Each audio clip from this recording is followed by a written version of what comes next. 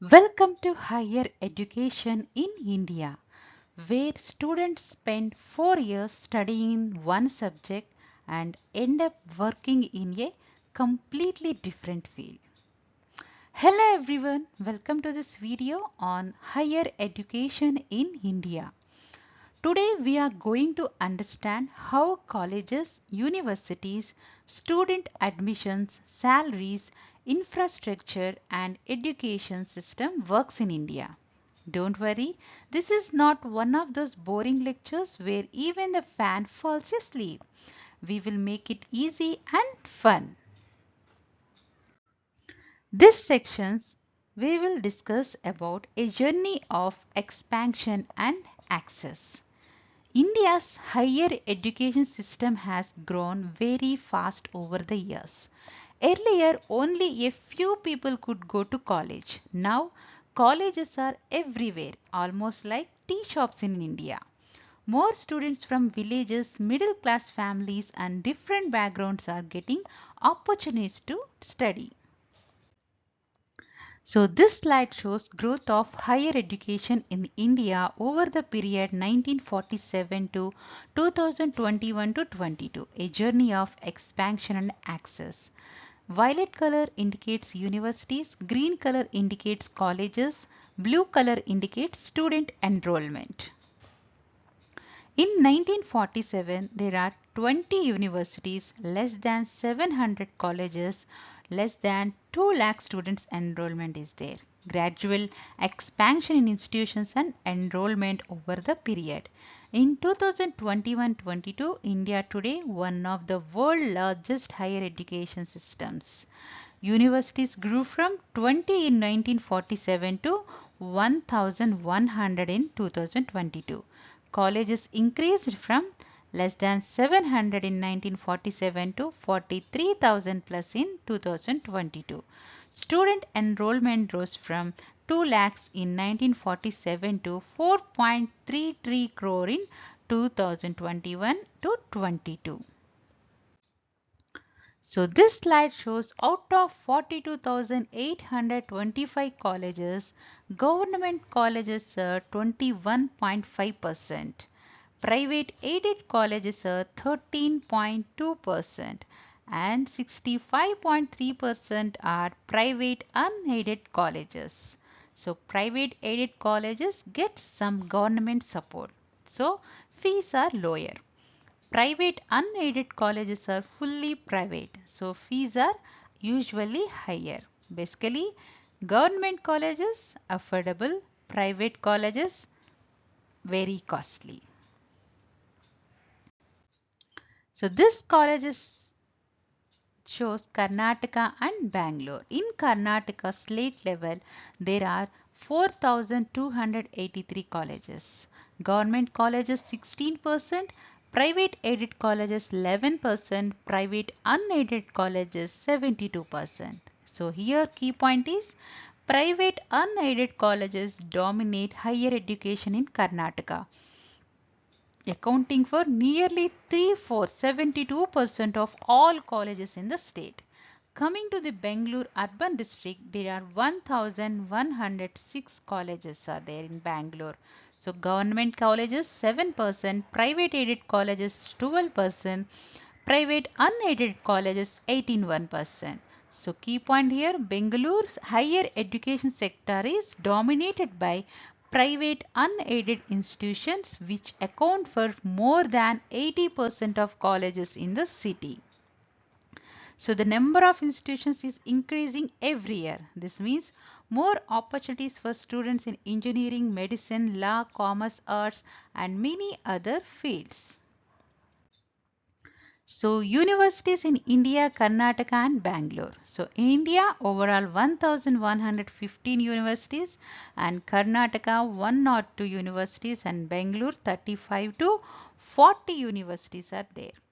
So the universities are divided into different categories. There are state public universities, private universities, deemed to be universities, central universities, institutes of national importance. So the key point, India has 1115 universities across all categories. In Karnataka, 1 or 2 universities across all categories.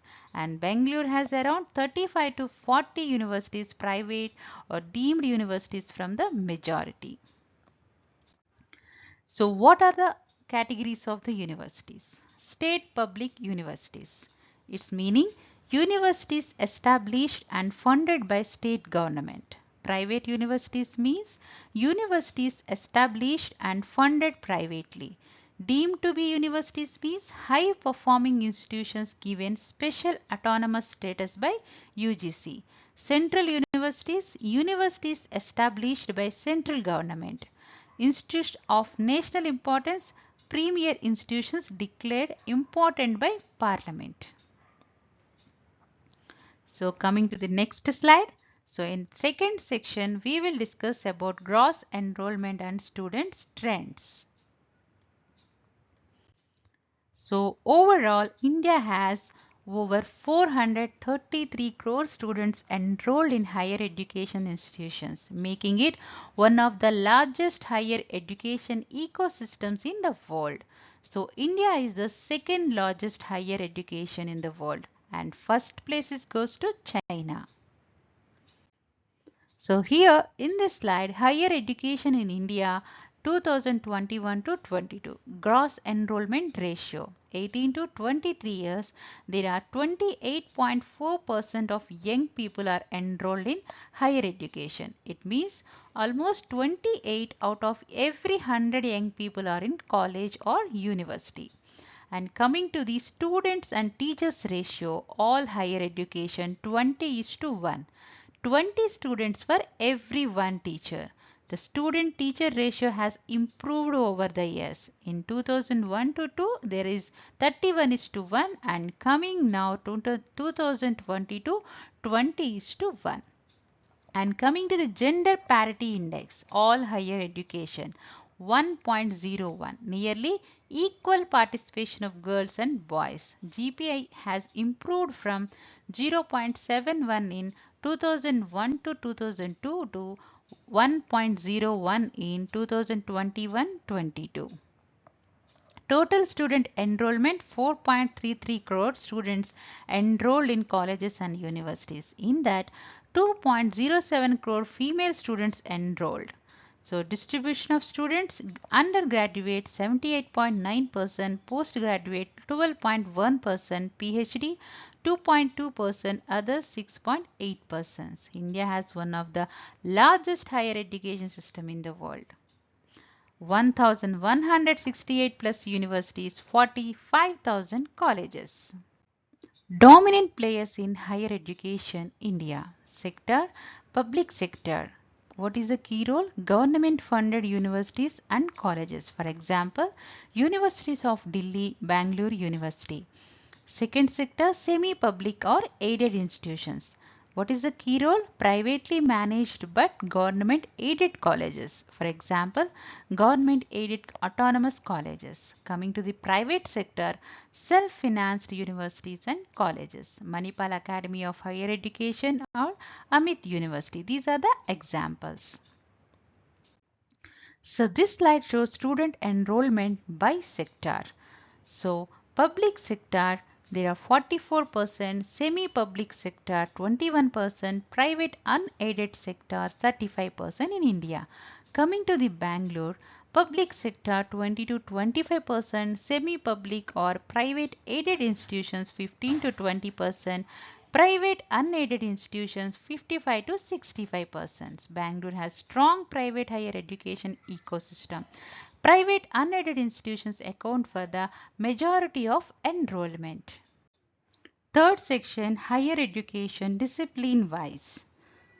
Students choose different disciplines based on interest and career goals. Popular disciplines include engineering, medicine, law, science, commerce, arts and management. Engineering students after graduation, now what?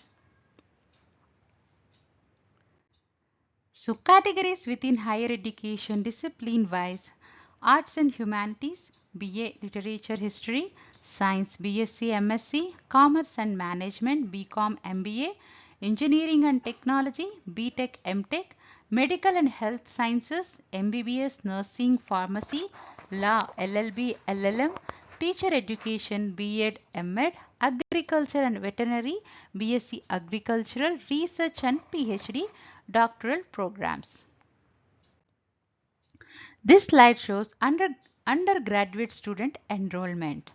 In Arts and Humanities 34.2%, Science 14.8%, Commerce 13.3%, Engineering and Technology 11.8%, Medical Science 5.5%, Education and Teacher Training 4%, Law 3%, Agriculture and Allied 2.5%, Others 10.9%. Undergraduate enrollment is higher in Arts and Humanities, 34.2% in India, followed by Science, Commerce and Engineering and Technology. This source is available in All India Survey on Higher Education, AICTE 2021-22, Ministry of Education, Government of India.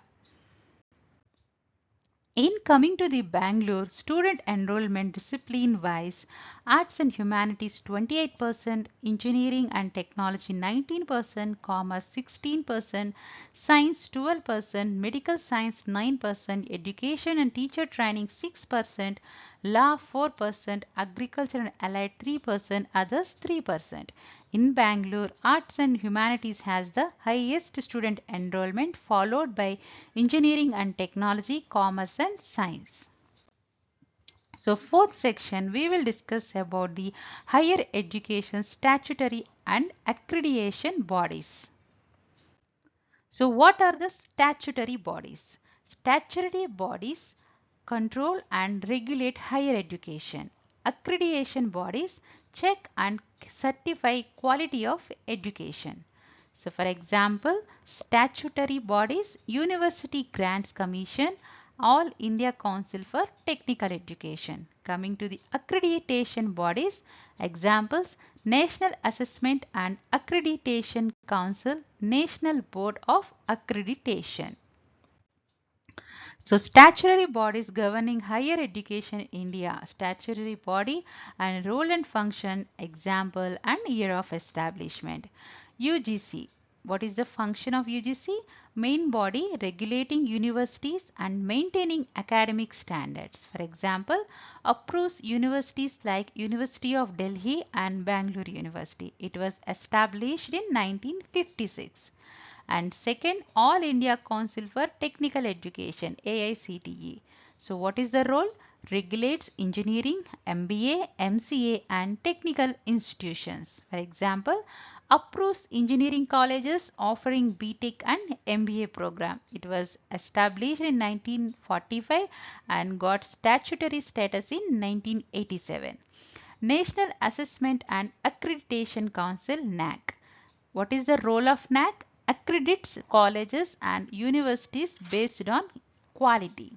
For example, institutions receive grades such as A++, A+, or B. It was established in 1994. And fourth one, National Board of Accreditation, NBA. What is the role of this? Accredits technical programs. For example, NBA accreditation for computer science engineering programs established in 1994. And fifth one, National Medical Commission, NMC. So what is the role? Regulates medical education and MBBS colleges. For example, approval of medical colleges offering MBBS degrees. It is established in 2020. And sixth one, Bar Council of India, BCI, regulates law education, approval for LLB and integrated law courses, established in 1961. And seventh one, National Council for Teacher Education. What is the role? Regulates teacher training institutions, approval for B.Ed and M.Ed colleges in 1993. Eighth one, Pharmacy Council of India, PCI, regulates pharmacy education, approval for B.Pharm and D.Pharm courses in 1948. Ninth one, Indian Nursing Council, INC, regulates nursing education, approval for BSc nursing colleges in 1947. And 10th, Distance Education Bureau, regulates online and distance learning. Approval for distance MBA and online degree programs established in 2013. So fifth section we will talk about quality in public and private institutions. So this slide shows quality of higher education in India, public institution versus private institutions. So what survey says? NIRF India rankings 2024 top institutions are mostly public, but top private institutions are almost among the best. What IntelliPat survey 2023 says, students rate private institutions higher in infrastructure and placement. In Careers 360 survey 2023, 65% students feel private institutions provide better infrastructure and placements. And coming to the public institutions and private institutions, public institution quality wise strong academic foundation in top institutions, and coming to the private institutions quality industry oriented and career focused. Public institutions faculty experienced and qualified faculty. Fees are lower and affordable. Research strong research in central and reputed universities. And coming to the private institutions, faculty, industry experienced faculty varies by institution. Fees are higher compared to the public institutions. Industry exposure, high industry collaboration and better placements. So both public and private institutions have their own strength. Quality varies across institutions. Choice depend on student goals and priorities. So 6 sections we will discuss about higher education salary and infrastructure. Faculty, this slide explains salaries and infrastructure in higher education institutions. UGC pay scale. Faculty salaries in universities are often based on UGC pay scales. Professor, assistant professor and associate professors have different salary levels. So here this slide shows assistant professor, associate professor, professor in public institution and private institution, and same support or non-teaching staff, administrative staff, lab assistants, clerical office staff, maintenance, and pay scale as per the 7th pay commission for the public institution and private institutions varies by institution and location. So public institutions follow UGC and 7th pay commission pay scales. Private institutions have flexible salary systems based on reputation, location and financial capacity. Salaries may vary based on experience, qualification and performance. There is a note, figures are approximate and may vary across institutions. So coming to the infrastructure, good infrastructure includes classrooms, libraries, laboratories, hostels, sports facilities and digital learning tools. Students judges colleges in two ways. One is placement, second is canteen food. So coming to here, public institution versus private institutions.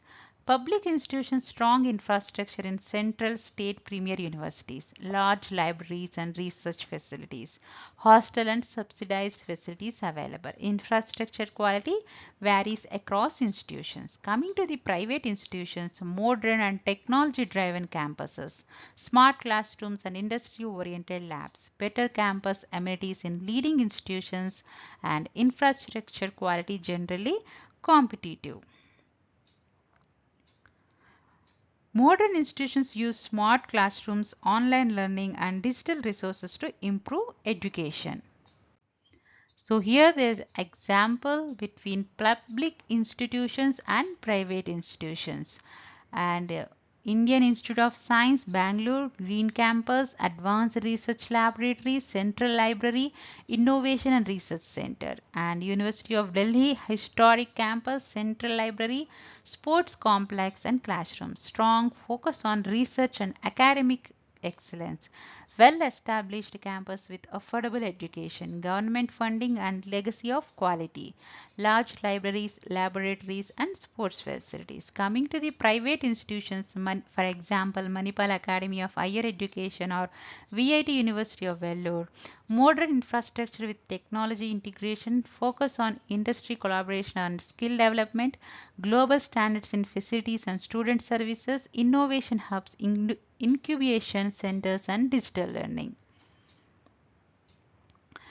So conclusion, public institutions are known for strong research ecosystems and affordability, while private institutions focus on modern infrastructure, technology integration and industry-oriented facilities. So seventh section, a higher education, financial aid and government support. The government provides scholarships, loans, and financial support to help students continue education. Scholarships and support. Scholarships are especially helpful for economically weaker students. They reduce financial burden and encourage education. So these are the government support to private colleges and universities, financial aid and other forms of support. Grant in aid, scholarship, research funding, students fee reimbursement, infrastructure support, accreditation and quality support, faculty development programs, education loans and subsidy, RUSS support, digital education initiatives. The Government of India supports private education institutions through grants, scholarships, research funding, fee reimbursement schemes, infrastructure assistance and quality improvement programs. So eighth section we will discuss about comparison of higher education systems. So the slide compares India's education system with Europe and North America. And this slide is more detailed about India versus Europe versus North America higher education systems. In India, structure of system, mix of public, private and deemed universities and colleges regulated by UGC, AICTE, NAAC, NAAC and respective statutory bodies. Coming to the Europe, largely public and state funded institutions governed by national ministers follow Bologna process for standardization. And North America, USA and Canada, mix of public and private institutions, decentralized system, accreditation by regional agencies. Coming to the popular courses in India, engineering, medicine, management, law, arts, commerce, IT, design, educations. And Europe, engineering, business, medicine, social sciences, arts, law, environmental studies. Strong focus on research, sustainability, innovation. And coming to the North America, engineering, business, computer science, medicine, liberal arts, education, strongly interdisciplinary and research oriented programs.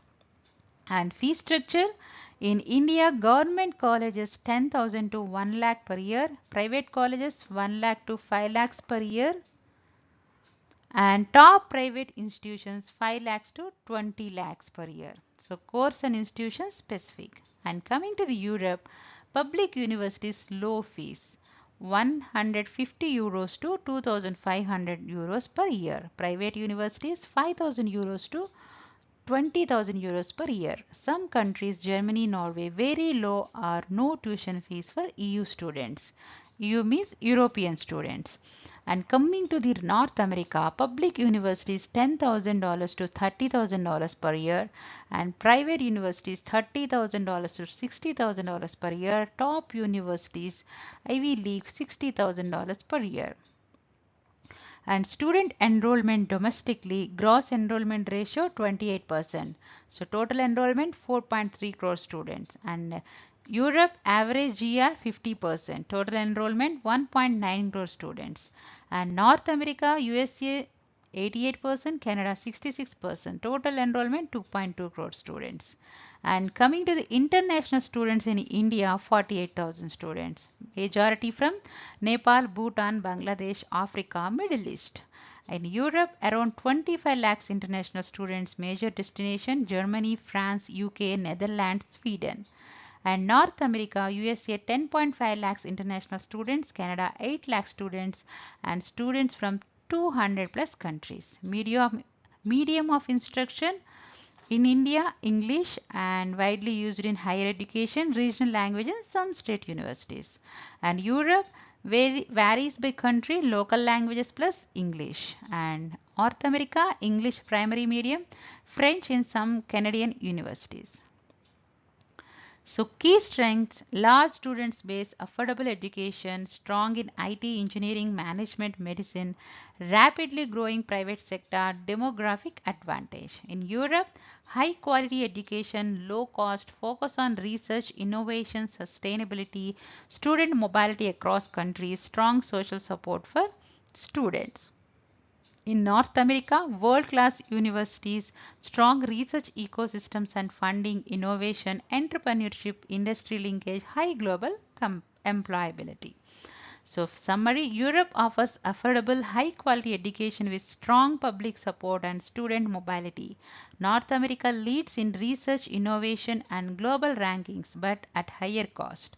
India is rapidly expanding with a large youth population, improving quality and increasing global participation. Thank you everyone for watching. I hope this presentation helped you understand higher education in India in a simple and easy way. If you enjoyed this video, don't forget to like, share and subscribe. Thank you.